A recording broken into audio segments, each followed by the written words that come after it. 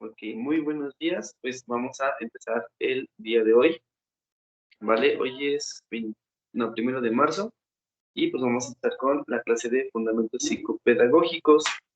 Yo les dejé una pequeña tarea, que era que me leyeran un poquito acerca de los tipos de memoria que se pueden llegar a tener. Hablamos de algunos, pero no vimos todos. Entonces, aquí una pregunta. ¿Los leyeron?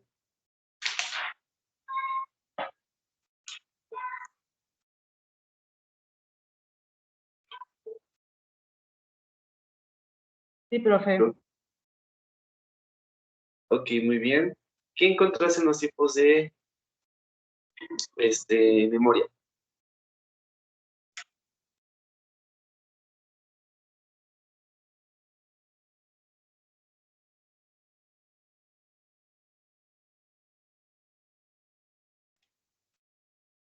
¿Qué fue lo que encontraste?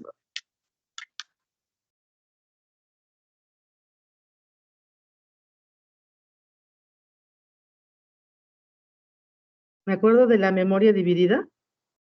Ajá, esa que hace. Es cuando recuerdas cosas eh, al mismo tiempo. Ay, ya no recuerdo bien. Estoy recordando. Ok, tiene que ver un poco con esa parte.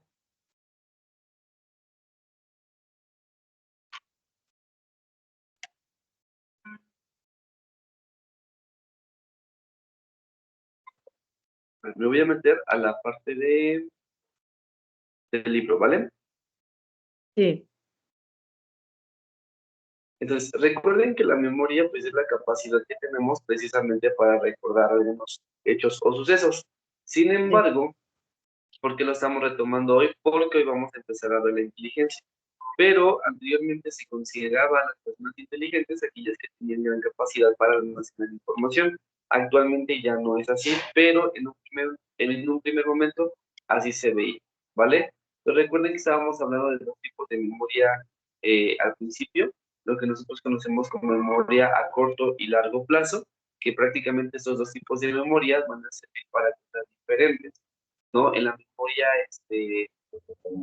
a corto plazo, que también se llama memoria operativa, solamente somos capaces de reaccionar y de poder responder, mejor dicho, a ciertas preguntas, a ciertos sucesos en un tiempo muy corto. Mientras la que se llama memoria semántica o memoria a largo plazo, pues es la capacidad que tenemos precisamente para poder retener mayor información, porque es información que nosotros vamos a estar ocupando pues mucho tiempo. Ejemplo, pues va a estar ahí la memoria en donde almacenamos precisamente el lenguaje, quién soy, quiénes son mis familiares, nombres, cara, ¿vale? Y entonces podemos decir que diálogos, música, etc. ¿Vale? Mientras la memoria a corto plazo, pues es algo que necesito, ¿no? Ejemplo, que desayuné hoy. Nada más de rápido y no va a olvidar el día de mañana y no va a haber ningún problema. Sin embargo, no son los únicos tipos de memoria que se pueden encontrar. Este esquema ya lo habíamos visto la vez pasada, ¿vale?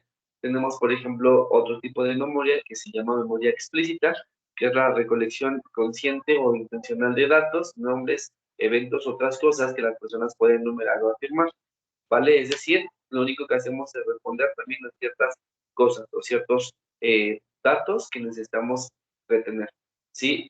Ejemplo, pues también podríamos poner ahí fechas importantes, ejemplo, la historia de México, cosas por el estilo, ¿vale? Mientras precisamente tenemos del otro lado la memoria implícita, que se refiere al recuerdo que ocurre sin esfuerzo e incluso sin un conocimiento consciente, ¿vale? Ejemplo, el desarrollo de algunas habilidades. Por ejemplo, bueno, aquí nos pone el hecho de aprender a andar en bicicleta, recordar precisamente cómo tenemos que mantener equilibrio, cómo tenemos que pararnos, cómo tenemos que hacer ciertos aspectos para que realmente pues podamos mantener el equilibrio, ¿vale? Entonces prácticamente estas dos memorias funcionan de forma diferente. Mientras una yo lo hago de forma consciente y trato de recordar cómo se va a hacer, la otra pues es una habilidad que vamos teniendo, ¿vale? Porque también tenemos algo que se llama memoria sensorial, ¿sí? La memoria sensorial, ¿a qué se refiere?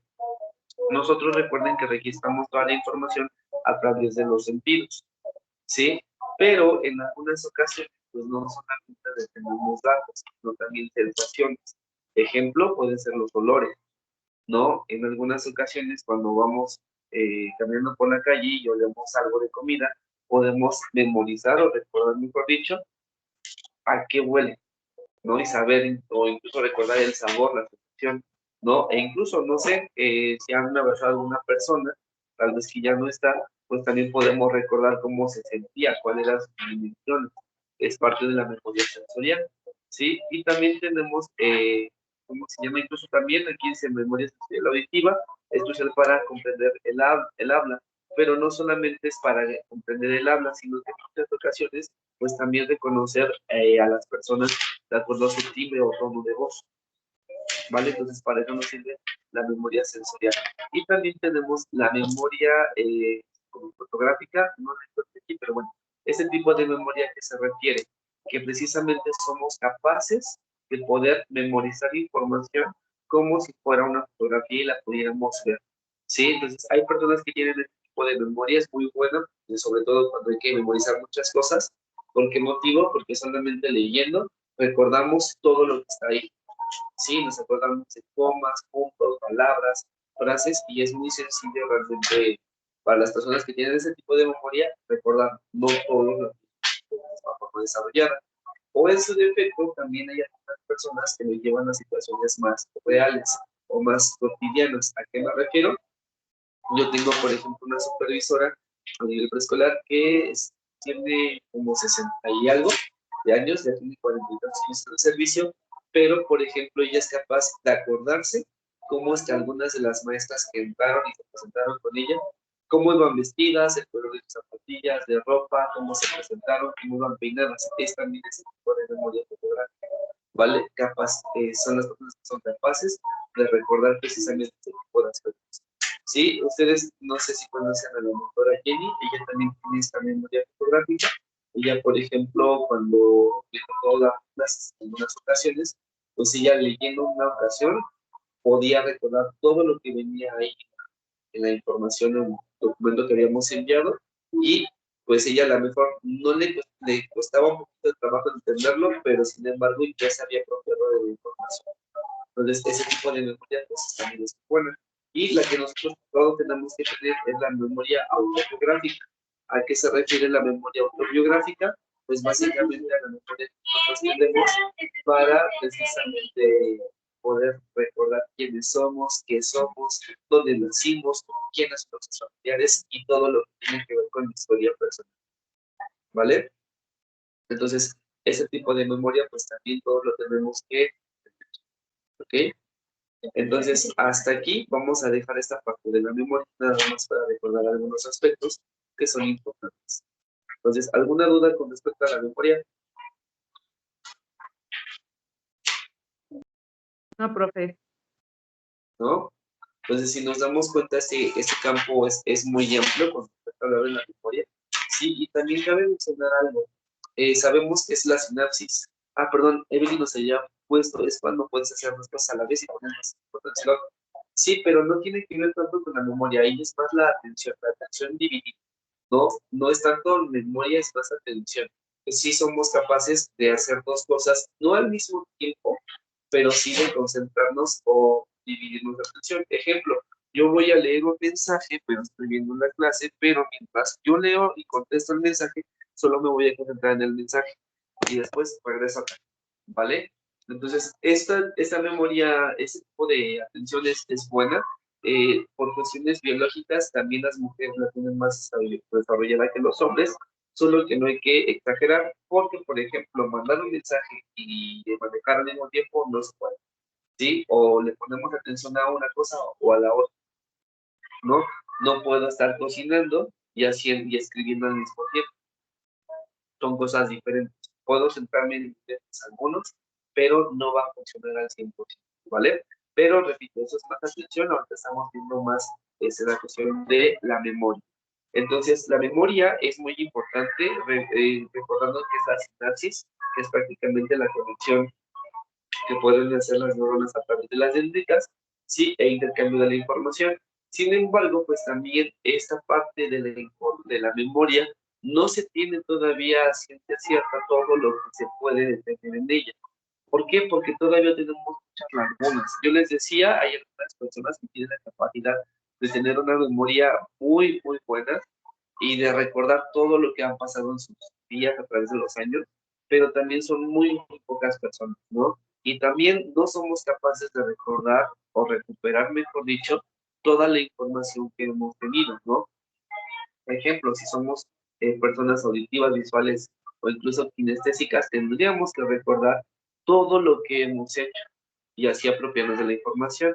Sin embargo, yo les pregunto, ¿recuerdan que aprendieron en escolar, primaria, secundaria, incluso prepa? Pues difícilmente me van a poder contestar.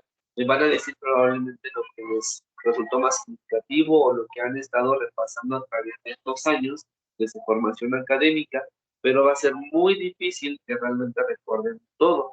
Entonces ahí tenemos una cuestión. La inteligencia está ligada con la memoria, y si entre más memoria, más inteligencia, ¿qué pasaría? ¿Qué piensan?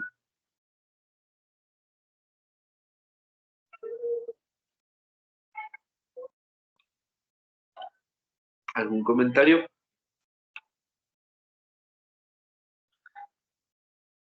Yo les sugiero, adelante Norma.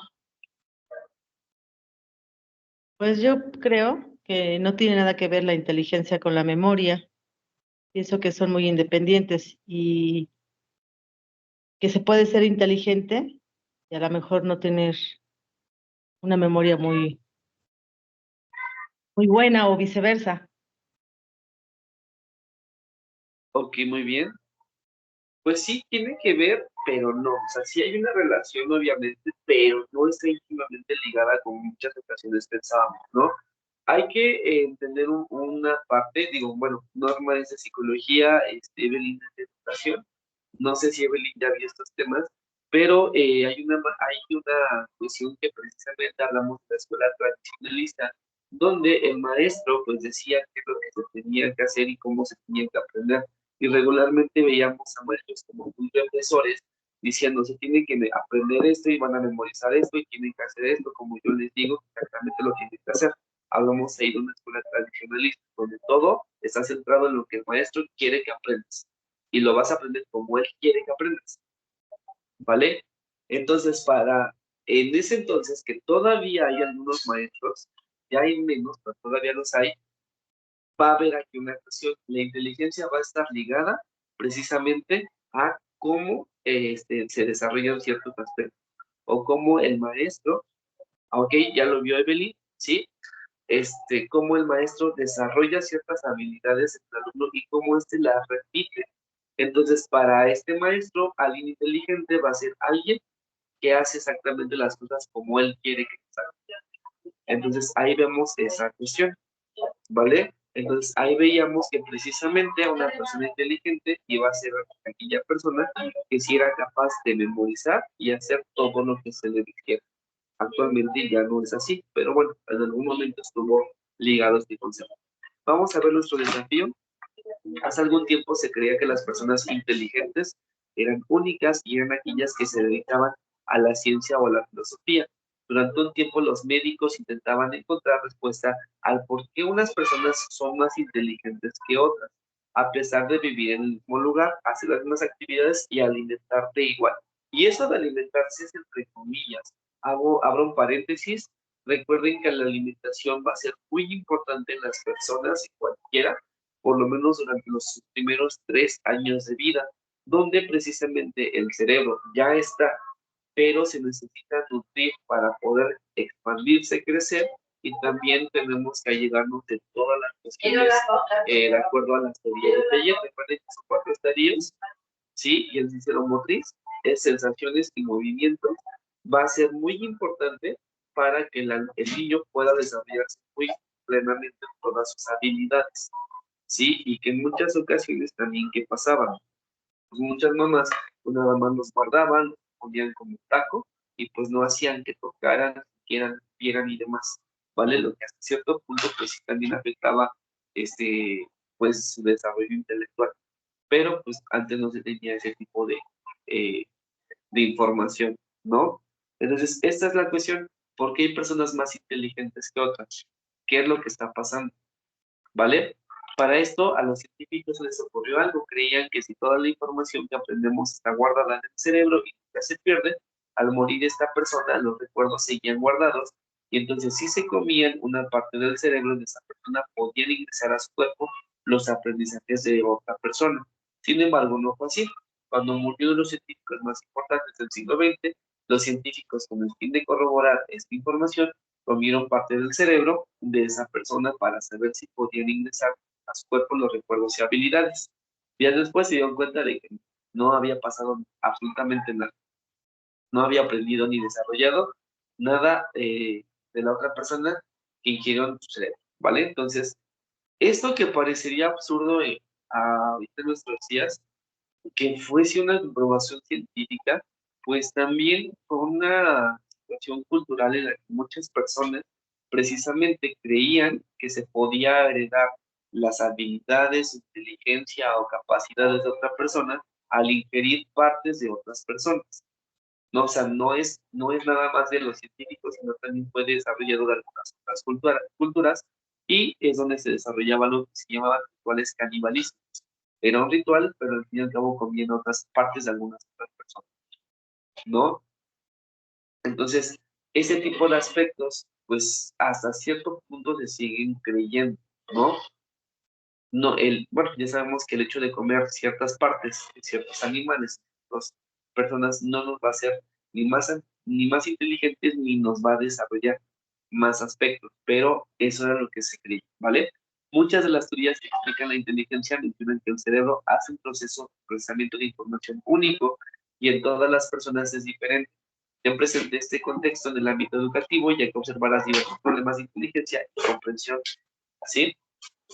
Esto que nos lleva a entender que precisamente sí existen personas que tienen un problema para poder comprender y también para poder entender, y que son problemas de aprendizaje, que hasta cierto punto a las dos carreras, tanto psicología como educación, nos competen y que de una u otra forma nos llevan a tener que trabajar en conjunto para el desarrollo precisamente de esas habilidades o potencialidades que no se han logrado en las personas, ¿ok?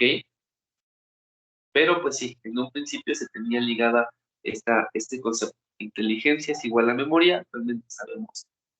Vamos a ver nuestra infografía. Sí, ahorita pasamos algunas diapositivas. Dice, bueno, teorías de la inteligencia. ¿Qué es la inteligencia? Ya lo vamos a ver como un concepto, aunque ahorita lo vamos a desarrollar más ampliamente. Es un proceso cognitivo que se encarga de la resolución de problemas a través de la lógica y la razón. Y también recuerden que la lógica se va desarrollando conforme la edad y también los experiencias que vamos pasando. ¿A qué me refiero con esto? Un niño de preescolar no va a tener la misma lógica que un adulto. El adulto en teoría la tendría que tener más desarrollada, mientras que el niño de preescolar pues tiene que pasar ciertos procesos, ciertas experiencias para él la desarrollar, ¿no?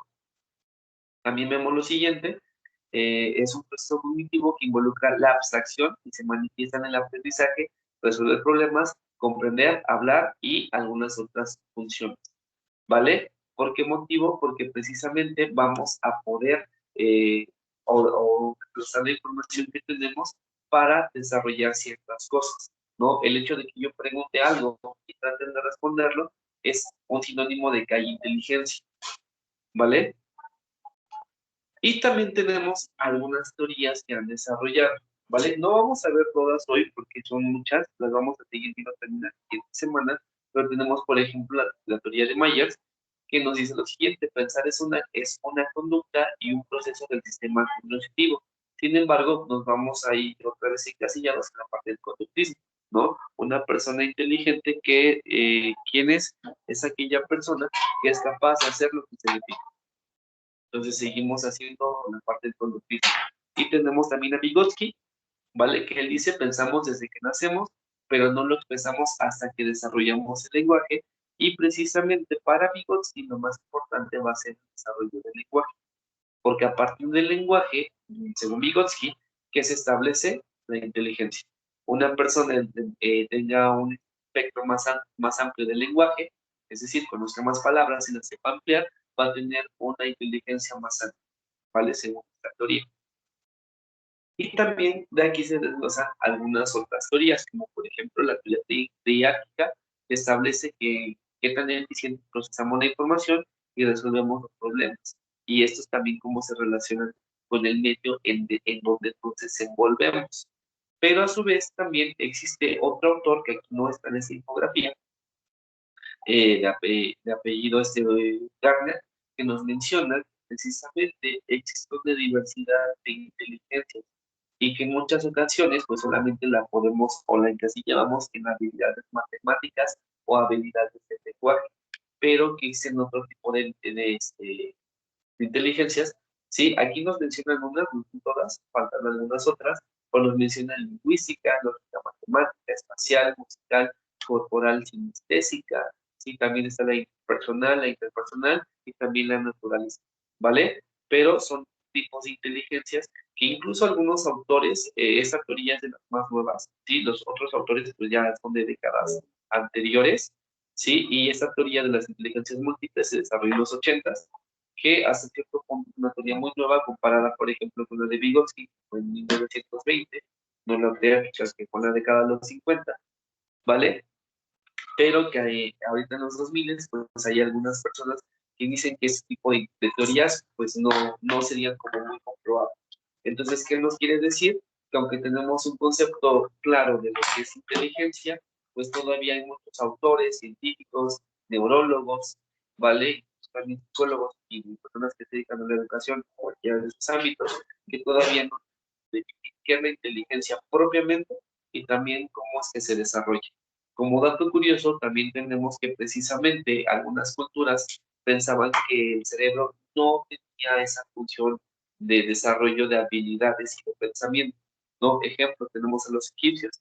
Los egipcios, recordarán que ellos practicaban estos rituales de embalsamamiento, ¿sí? Y por ejemplo, para ellos, la cuestión de los pensamientos se originaban en el corazón, ¿vale? Entonces, para ellos, toda la inteligencia que podía tener una persona estaba en el corazón, mientras el cerebro para ellos, por esta cuestión viscosa que tiene, pues para ellos decían que era una glándula que originaba precisamente la expresión de las cosas nasales, ¿no? Incluso también cuando ellos practicaban el cerebro, que lo consideraban parte importante del ser humano, pues prácticamente rompían esta parte de la nariz, metían unas pinzas, daban vueltas y lo extraían, ¿vale? No completo, sino pedazos, pero así lo iban extrayendo, ¿no? También, por ejemplo, hay otra teoría que menciona que un ser humano tiene dos cerebros. ¿Cuál? El que nosotros conocemos normalmente y otro precisamente no de una forma tan desarrollada, pero arriba de la boca del estómago. No sé si ustedes han notado cuando tienen alguna presión, alguna sensación, o en su defecto estamos muy tensos para pensar, podemos tener alguna sensación aquí, ¿vale? Entonces algunos autores mencionan que pues es como un cerebro primitivo que podemos tener.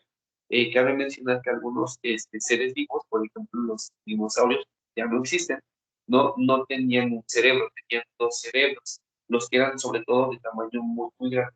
Por ejemplo, el dinosaurio, sí, tenía un cerebro prácticamente en la cabeza y otra parte del cerebro prácticamente a la altura de la médula espinal, a la mitad de su cuerpo. ¿Sí? Y esto lo ayudaba a regular sus movimientos para que no fuese tan torpe y se pudiese caer o pisar cosas que no tenía que pisar, ejemplo, los nidos que acababa de poner, ¿no? Entonces nos damos cuenta que el cerebro, de acuerdo a cada especie, pues va desarrollando ciertas capacidades diferentes y ciertas funciones diferentes, ¿no? Y también lo que habíamos visto en clases al principio, sí, el cerebro entre más rugoso, pues tiene, o un ser vivo entre tenga más rugoso el cerebro, pues tiene mayor capacidad.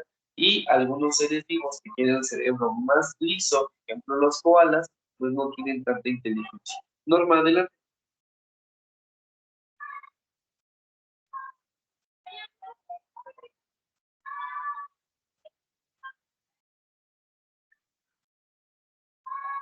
¿Algún comentario, Norma?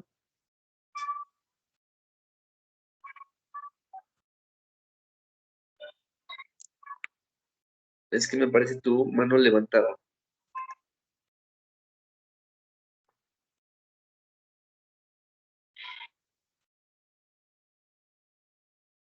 Creo que no. Bueno, ¿vale? Entonces, ¿Sí me ahí, escucha? aquí, adelante, adelante, te escucho. Le comentaba que una vez leí que teníamos 3 cerebros. ¿En dónde decía? Bueno, ¿en Un qué parte? científico de... Ajá. ¿Qué crees? Se volvió a cortar.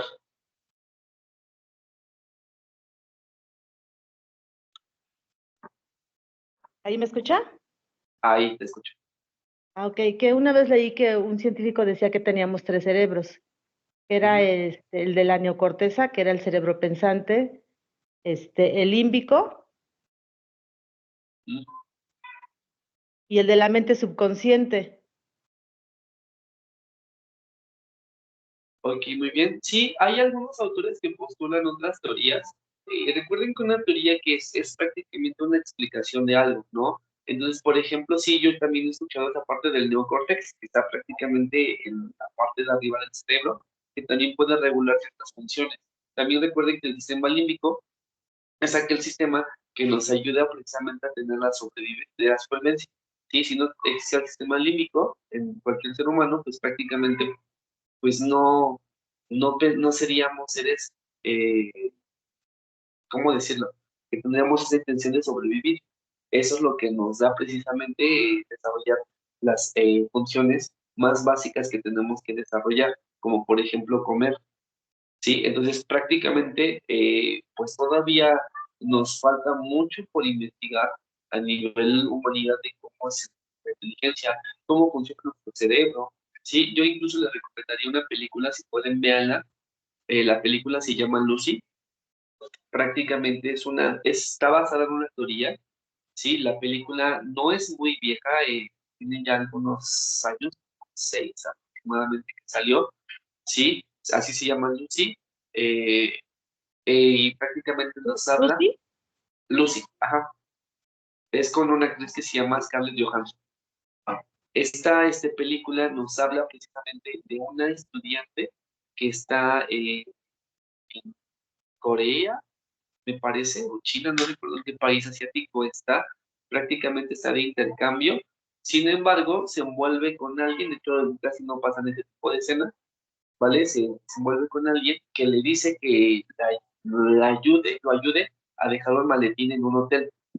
Ella así al final como que no quiere, al final como que la obligan y pues ya va, ¿sí? Y al final pues la hacen pasar por mula. ¿Qué es pasar por mula? Pues prácticamente que la hacen pasar droga de un país a otro.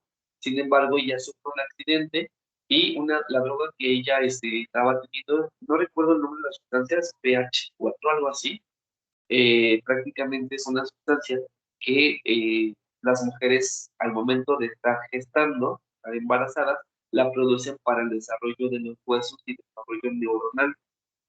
Entonces, esta sustancia entra al cuerpo de ella, lo que provoca que precisamente ella pueda desarrollar poco a poco el 100% de su capacidad cerebral. No, la película está muy interesante, un poco sangrienta en unas escenas al final, porque al final hay una pelea, pero al fin y al cabo lo interesante de esta película es que está basada en una teoría que nos dice qué pasaría si el ser humano desarrollara el 100% de sus habilidades cerebrales. Hay algunos autores que mencionan que precisamente el ser humano sí desarrolla el 100% de su capacidad cerebral actualmente, pero algunos otros autores mencionan que no, que solamente desarrollamos entre el 6 y el 11% de nuestra capacidad, si no mal recuerdo, y que incluso algunos animales como los delfines son capaces de desarrollar el 20% de su capacidad. Entonces todavía hay como muchas contrariedades ahí en este tipo de información, pero la película nos habla precisamente de esa cuestión, ¿qué pasaría si fuéramos capaces de desarrollar más allá de nuestro cerebro y qué habilidades podríamos tener? ¿Vale? Entonces sí está interesante para que la puedan ver. Entonces vemos aquí lo siguiente, que es el pensamiento. Pensar es un acto que involucra un constructo complejo y abstracto, tal como tal está constituido por otros constructos también en diferentes grados de complejidad y abstracción. Simón, que es el pensamiento, considera que el pensamiento se manifiesta patente en un amplio dominio de tareas que involucran recordar, aprender a resolver problemas, inducir reglas, definir conceptos, percibir, reconocer estímulos, comprender, entre algunas otras cosas. Y esto está ligado precisamente con la inteligencia, ¿vale? Y también este autor nos menciona que existen tres mecanismos principales para el pensamiento. Número uno, el reconocer de un sistema de índices que dan acceso a la información almacenada, ¿sí? A la que tenemos prácticamente nuestra memoria de largo plazo. Después, un sistema para la búsqueda selectiva, medios fines, el cual es capaz de resolver problemas, ¿sí? Ok, tengo estos patrones, ¿cómo los puedo resolver? ¿Sí? Y número tres, un sistema de construcción de representaciones de dominios nuevos, de nuevos problemas a partir de los dominios que yo ya conocía anteriormente, ¿vale? Entonces, vemos que hay distintas teorías, como estaba diciendo la cuestión del conductismo, que nos menciona que la inteligencia se va a ver basada prácticamente en lo que es el comportamiento, ¿sí? Y dice aquí, el enfoque conductista estudia la mecánica del aprendizaje, está relacionada con la manera en que cambia el comportamiento con respecto a una experiencia, es decir, algo que nosotros vamos pasando y que de una u otra forma pues se va desarrollando. Sin embargo, no es la única forma que precisamente nos lleva a entender cómo es que se puede desarrollar precisamente la inteligencia, ¿no? Tenemos, por ejemplo, algo que se llama enfoque psicométrico, que prácticamente lo que trata de definir es cómo se puede medir la inteligencia. Pero obviamente, antes de medirla, tenemos que definir, ¿no? Entonces, estos estudios se llevaron a cabo pues, por un autor que se llama Francis Galton, bueno, él nació de 1822 a 1911 y propuso que la inteligencia podía medirse, pero él lo manejaba de forma diferente, ¿sí? Él lo manejaba principalmente a través del tamaño de la cabeza. Obviamente, pues era un estudio rudimentario, ¿vale?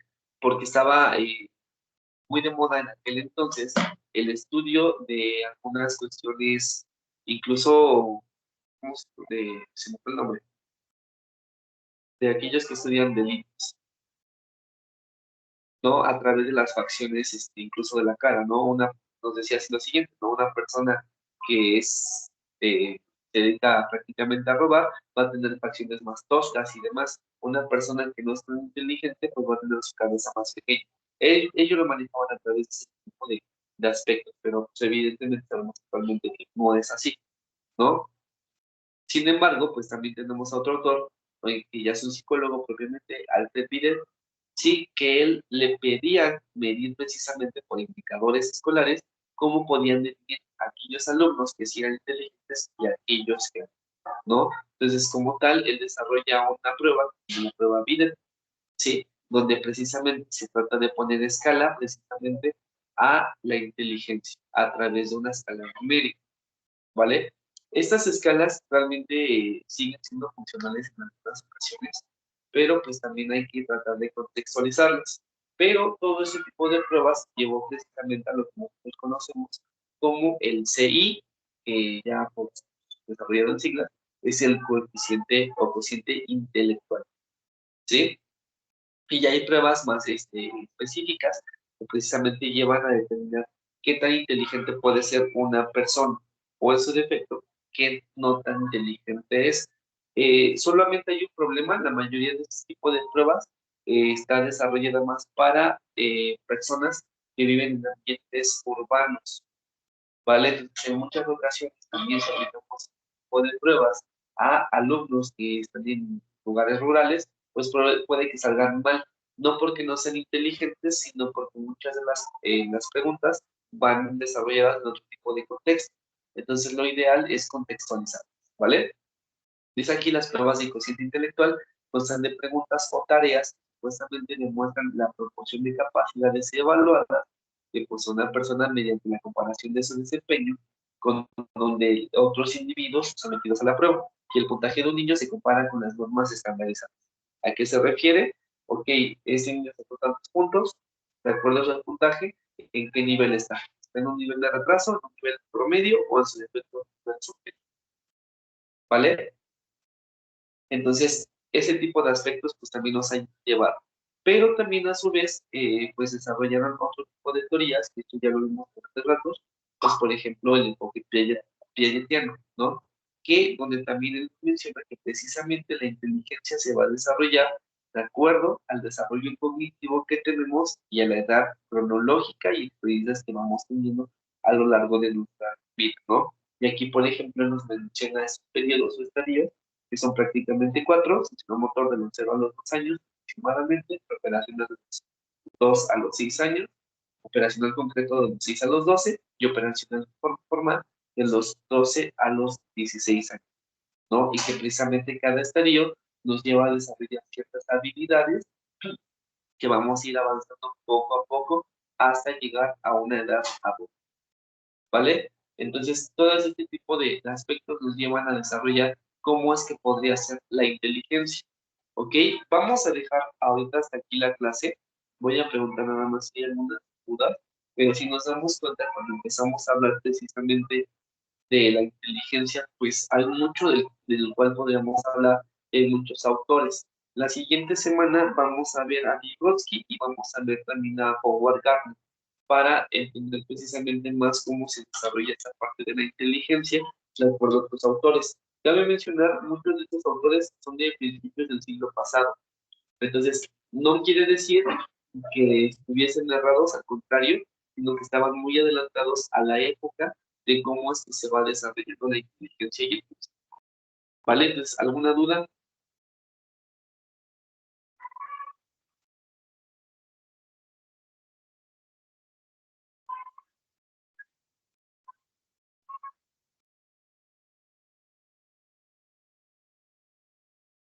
Adelante, Norma. Profe, es respecto a las evaluaciones que están en la plataforma. Ok, Eh, Ayer apenas me di cuenta que son dos, ¿verdad? Bueno, yo pensé que nada más era una y vamos ayer me di cuenta que son dos. sí, Entonces, la en, segunda es sobre el tema de hoy de la memoria. en parte es el tema y en parte es de temas que también habíamos visto previamente, ¿vale? Pero sí es importante que desarrollen los exámenes. Sí, porque hoy es el vencimiento, ¿verdad? Hoy se vencen. Igual tienen los dos intentos y hasta las 12 de la noche. Bueno, sí, 59 se vencen, pero por lo ideal es que lo hagan lo más temprano que se pueda. De hecho, les voy a mandar a los compañeros para que no se les olvide. Ok, sí, está bien. Gracias, profe. ¿No de qué? Y nos estaríamos viendo la siguiente semana. Sí, me estaba yo confundiendo con lo de la atención dividida. Más bien, la memoria es a corto y a largo plazo. Sí, bueno, esa es una de las teorías que se tienen, pero precisamente la atención es otra cosa, ¿vale? Van de la mano, en algún, porque al final vamos a procesos cognitivos que van relacionados, pero no es lo mismo, ¿vale? Pero, y entonces, ser inteligente es lo mismo que tener memoria. Ya no, ya esa parte ya no la entendí. No es lo mismo. Precisamente, de acuerdo a la tradicionalista, anteriormente tenía ese concepto que una persona inteligente es aquella persona que es capaz de memorizar y hacerlo. Y ya, actualmente, con todas las definiciones nuevas y estudios que se tienen, ya no se tiene ese concepto. Actualmente se puede definir que una persona inteligente es aquella persona que es capaz de resolver las problemáticas de acuerdo a las circunstancias que tiene. ¿Sí? Sí, Ejemplo, sí, ahorita.